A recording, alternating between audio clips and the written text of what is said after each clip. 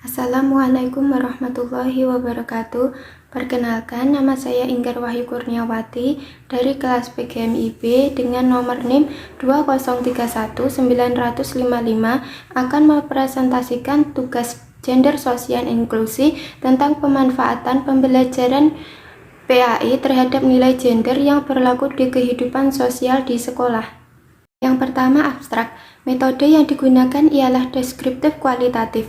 Dari penelitian ini dapat ditemukan bahwa masih adanya bias gender antara laki-laki dan perempuan yang disadari atau tidak telah disuguhkan dalam buku teks PAI yang digunakan di sekolah dasar. Kedua, upaya guru untuk menanamkan nilai gender melalui pembelajaran dengan meningkatkan kesadaran tentang gender, gerakan dan anti diskriminasi gender dalam kehidupan sosial di sekolah. Yang kedua ada kata kunci, pemanfaatan, pembelajaran PAI, dan nilai gender. Selanjutnya, pendahuluan. Pengertian gender menjadi satu konsep yang digunakan untuk mengenali perbedaan antara laki-laki dan perempuan, dilihat mulai dari segi sosial budaya. Dengan begitu, gender dapat dikaitkan dengan konsepsi bagaimana sebaiknya laki-laki dan perempuan berperan sinkron dengan kebudayaan dan nilai-nilai.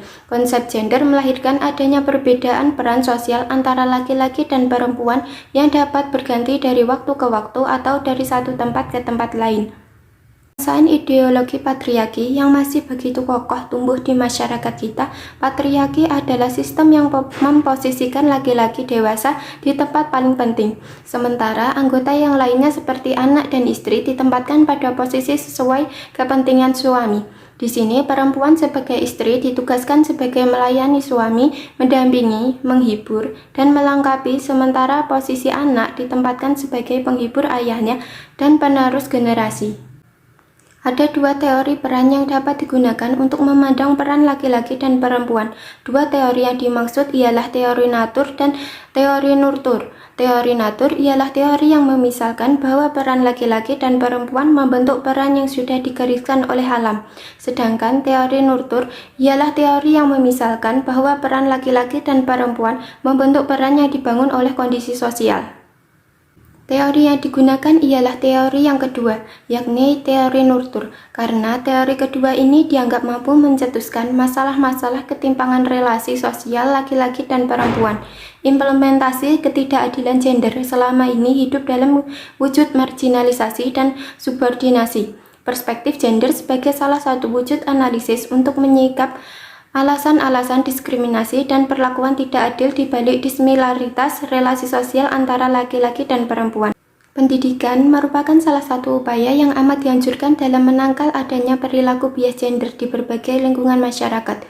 Kedudukan agama juga menjadi situasi terpenting untuk menjelma sebagai pondasi awal hubungan sosial antara laki-laki dan perempuan.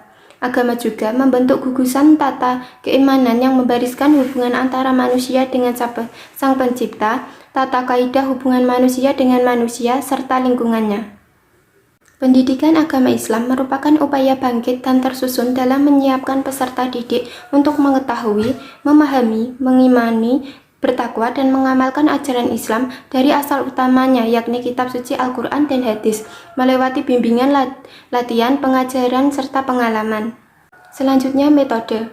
Penelitian ini menggunakan qualitative research, di mana ini bertumpuan pada data-data dari lapangan yang kemudian dianalisis. Teknik pengumpulan data yang digunakan adalah observasi dan wawancara. Teknik analisis data dalam penelitian ini menggunakan analisis data kualitatif mengikuti konsep yang diberikan oleh Miles dan Haberman. Miles dan Haberman mengemukakan bahwa aktivitas dalam analisis data kualitatif dilakukan secara interaktif dan berlangsung secara terus-menerus sampai tuntas. Sekian presentasi dari saya, kurang lebihnya mohon maaf. Wassalamualaikum warahmatullahi wabarakatuh.